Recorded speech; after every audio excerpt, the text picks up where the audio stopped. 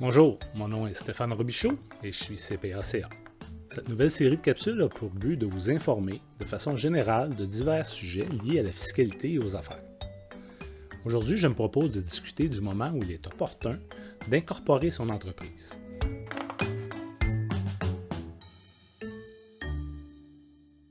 Vous êtes en affaires ou avez l'intention de l'être? Vous êtes un travailleur autonome et ça va bien et vous voulez partir votre propre compagnie. Vous vous demandez si vous devriez vous incorporer. Il y a deux objectifs principaux qui vous pousseront à vouloir incorporer votre entreprise. Le premier, l'objectif de protection d'actifs. Lorsqu'on s'incorpore, on crée une autre personne. Cette personne a ses propres avantages et obligations. Vous comprendrez que les obligations de la société par action ne sont pas les obligations de l'actionnaire.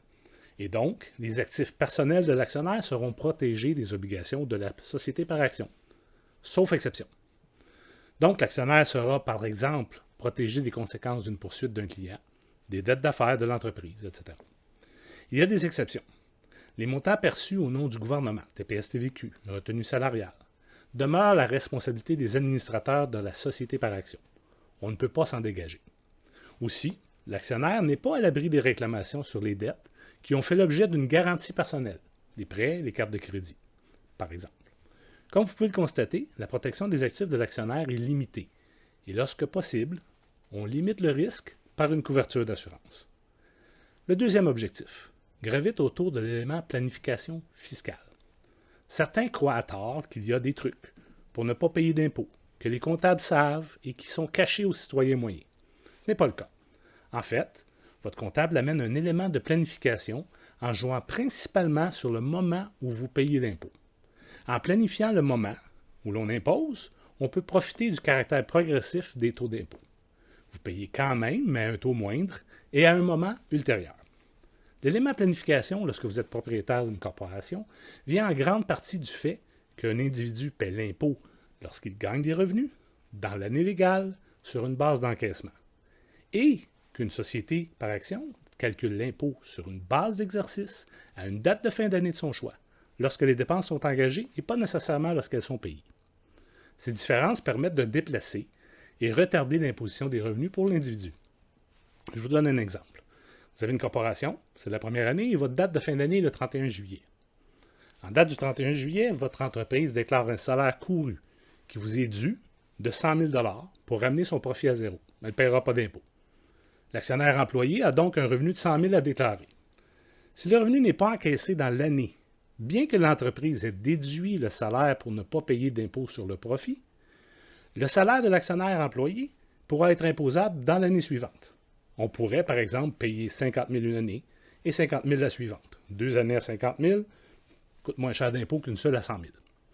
On a déplacé les revenus personnels dans le temps et profité d'un avantage fiscal indéniable.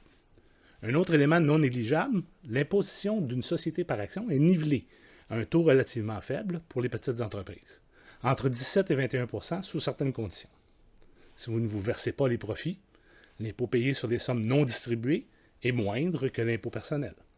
On retarde l'impôt jusqu'à un moment plus opportun, où on a moins de revenus et où on a pris un congé. On déplace, on retarde et on est imposé un taux moindre. Ça semble être intéressant, mais il faut cependant être conscient que l'exploitation d'une entreprise, par le biais d'une société par action, implique aussi des exigences additionnelles. Un patrimoine distinct implique un suivi des biens détenus par la société. Société par action fait des impôts distincts des vôtres. Plusieurs obligations s'ajoutent à votre gestion quotidienne. Pour conclure une mise en garde, plusieurs employeurs préféreraient vous embaucher comme sous-traitant que comme employé. On demande que vous vous incorporiez. Sachez que si vous déguisez votre relation d'emploi avec une société par action entre vous et votre employeur, vous vous exposez à une reclassification de votre entreprise en entreprise de prestation de services personnels, une PSP, avec des conséquences fiscales fâcheuses, notamment le refus de toutes les dépenses, sauf les salaires payés, et un taux d'imposition de 53 % nivelé sur les profits. On perd tous les avantages qu'une corporation pourrait nous permettre. Être un employé est une question de fait, selon les tribunaux. Il n'y a pas de document ou d'entente légale qui peut changer un fait. Informez-vous avant de procéder pour votre protection. J'espère que cette capsule vous a été utile. Naturellement, nous n'avons pas couvert toutes les situations possibles. Peut-être que votre situation diffère et qu'une discussion face à face nous permettrait de clarifier celle-ci. N'hésitez pas à prendre rendez-vous dès maintenant.